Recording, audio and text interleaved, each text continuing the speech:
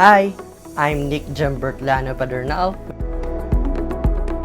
and I'm the Volunteer Management Officer of the Highlight the Impact Forward Youth Volunteers Incorporated here at Pasig City, Iloilo, Philippines. High FYV was founded on February 11, 2017 in Pasig City, Iloilo.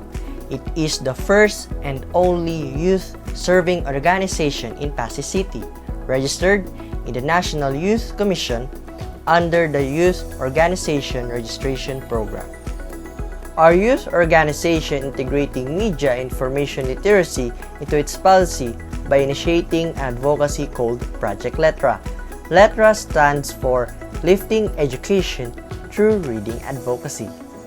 MIL is important for the youth to be empowered with MIL competencies because it has the potential to boost our positive voices by helping to spread out reliable information across the globe, and it will surely create a sustainable world for everyone.